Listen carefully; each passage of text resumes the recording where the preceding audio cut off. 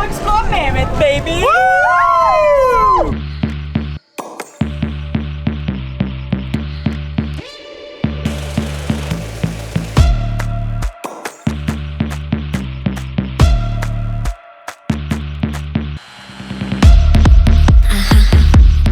In this video, we're going to be exploring Mammoth. I'm going to be telling you all the best things that you can do in the summertime in Mammoth. What's up guys, I'm Chelsea and you're watching my channel, Chelsea Explores. Let's go explore Mammoth. Mammoth Lakes is one of my most favorite places in all of California. It is majestic in scale and awesome in its natural beauty. It offers year-round adventure. The land of Mammoth Lakes is one of those rare places that you have to see to still not totally believe. With gigantic mountains, expansive valleys, and an incredible number of crystal clear lakes, there are endless opportunities for exploration and adventure. Located in the Inyo National Forest of Mono County, this town is surrounded by acres of forest and is bordered by the Ansel Adams and John Muir wilderness areas. I just visited Mammoth for the first time, well, first time in summer that is. My mind was blown. I have been dying to show Dan and now baby Landon this place. We finally found a time to go visit Mammoth with some friends for a little long weekend escape getaway from San Diego. Planning can take a ton of time and a lot of research, and I love doing all of that. I wanted to make it easy for you since I did all the pre-work and share everything I know about Mammoth, from my secret tips to all my recommendations and my full itinerary.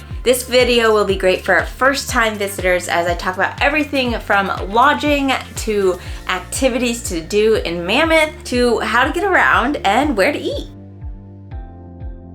Let's start with seasons and choosing the time of year that you want to visit Mammoth. We personally went over Labor Day weekend, so it was pretty much still summer weather. The average daily temperature was 75 degrees. June to August is considered the peak seasons of Mammoth, with temperatures ranging from 75 to 80 degrees. Another popular time for Mammoth, but surprisingly not their most popular, is, you guessed it, winter. Winter, they are known for their skiing, snowboarding, and snowshoeing, as well as many other snow activities. I have visited Mammoth in the wintertime, and let me tell you, it is truly magical. Fall is a much less crowded time in Mammoth as some of the roads begin to close. However, if you are looking to find fall colors in California, this is definitely a great spot. Pro tip that I have for you, there is a very, very little service in this area. I highly recommend that you download Google offline maps to help you get around. As far as lodging goes, my personal recommendation for this trip is to check out Airbnb. And this beautiful cabin, it's like in an apartment complex, but it doesn't feel like it. It looks like a cabin. It's actually 3 different levels, and it's got a nice little dining area, a nice big couch. There's plenty of bed space. Here are some friends, so we each have a bedroom with the pack and play for the babies. There's a little deck out here. It's gonna be a gorgeous day in Mammoth. I'm so excited to show you guys around. I will share the link to the place that we stayed in the description box below. It was absolutely perfect. It was a short drive to the main village. It was close to every activity. It was super cute, easy parking. I couldn't recommend it more. There are also tons of camping options, so if you are visiting here in the summer or camping months, you can check those out. Now let's talk about getting around. For the most part, you are going to need a car to get around. One other way to potentially get around and see quite a few things is by renting a bike, but you will only get to see certain parts of Mammoth Lakes area. There is actually a free trolley that takes you around the Mammoth Lakes Basin area. You're gonna wanna take the orange line from the village of Mammoth, and it will take you to all the different spots around Mammoth Lakes Basin. Okay, so let's get into the good part, all the activities. Number 1 is the Hot Creek Geological Site. The area around the town of Mammoth is actually known to be very geologically active. This Hot Creek Geological Site specifically is known as one of the most Instagrammable photo locations in the area. From the village of Mammoth, it's only a short 15-minute drive to the destination. And if you're looking to get some Instagram-worthy photos, the best time of day to visit is sunrise. You cannot actually get in this hot spring as the water is too hot. However, there are plenty of other hot springs in the area that you can get in which we will cover in a separate video. Number 2 is Devil's Postpile and Rainbow Falls within the Reds Meadow area. With crystal clear streams, sparkling lakes, and majestic forests, Reds Meadow Valley is an ideal place to camp during the summer. You can enjoy fishing, hiking, or riding a horse through the pristine setting here. Within Reds Meadow, you will find multiple hikes, but the 2 popular ones are Devil's Postpile and Rainbow Falls. So Devil's Postpile is an easy 0.8 mile hike that takes you to the base of Devil's Postpile, and to get to the top, it's another 15 minutes. To get to Rainbow Falls, you'll go through a rolling hills hike that is about 5 miles long. However, this hike can be very hot and dry on the summer days, so make sure to bring tons of water. And as always, if you are out hiking, remember to leave no trace. Another pro tip here, there is a mandatory shuttle that runs through Labor Day weekend when visiting the Reds Meadow area. The shuttle line can be extremely long coming back from visiting Devil's Postpile and Rainbow Falls, so do prepare for that. Number 3 is Convict Lake.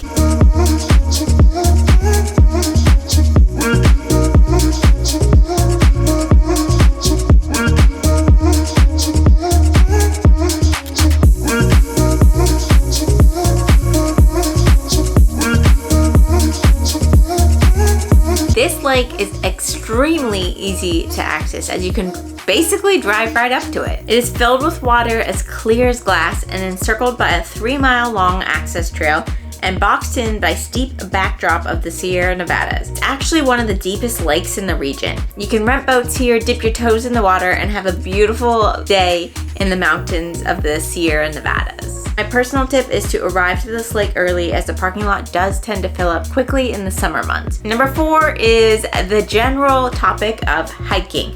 Hiking in the Mammoth Lakes Basin is 1, beautiful, 2, stunning, and 3, you have to do it. There are tons of options for hiking around this entire area. I can't go into all the hikes offered because that video would be hours long. Some of the most popular hikes would be Lake George and Horseshoe Lake. There are also tons of walking trails all around with beautiful scenery. Number 5 is another general topic of swimming, kayaking, stand-up paddleboarding, and or boat rentals. There are tons of options for swimming in Mammoth, hence the name Mammoth Lakes. We personally dunked ourselves into the lake of Lake Mary. The water was definitely cold.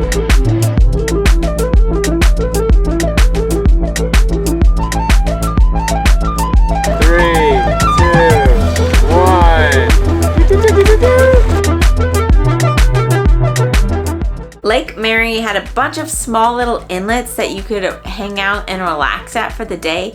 However, if you are a family and looking for more of a beachfront lake style day with more sand, then I would recommend heading to Horseshoe Lake for the day. Number 6, I wanted to specifically talk about Lake Mary because we spent some time there. It is a very large lake. There were tons of people kayaking and stand-up paddleboarding here, as well as tons of people hanging out in those little inlets. It would be a great and beautiful spot for you to hang out as well, and that's why I wanted to recommend it. Number 7 is to ride the scenic gondola. Okay, we are now in the gondola ride. We got the gondola all to ourselves, looking at some mountain bikers going downhill, and we're ready for a scenic view at the top. You can take an aerial ride up Mammoth Mountain on the Panorama gondola to explore all the fun at 11,053 feet.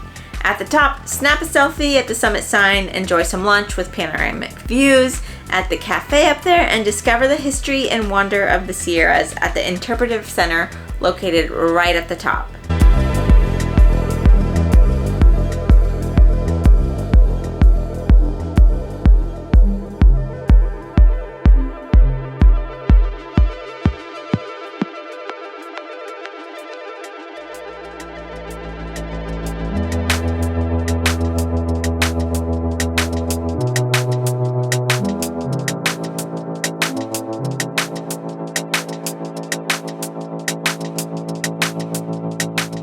If you're afraid of heights, this one might not be for you, but it is beautiful. Oh my gosh.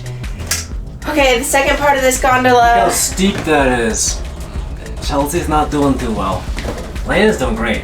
A current look, the second part of this gondola ride is steep. You literally go over a cliff's edge.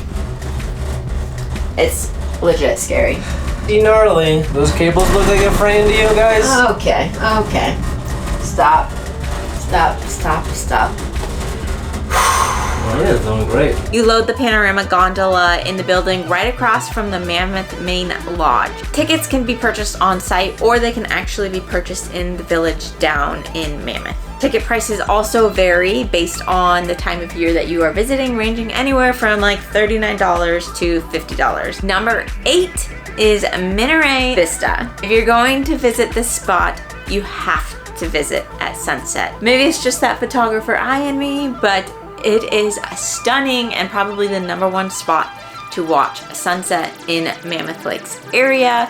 We watched sunset at Lake George as well, and although that was beautiful, the Minaret Vista definitely topped this. It's just a short 15-minute drive from the village of Mammoth, or about 5 minutes from the main lodge of Mammoth. Number 9 is the Inyo craters. The Inyo craters are a unique natural phenomenon that record some of the Earth's most violent forces.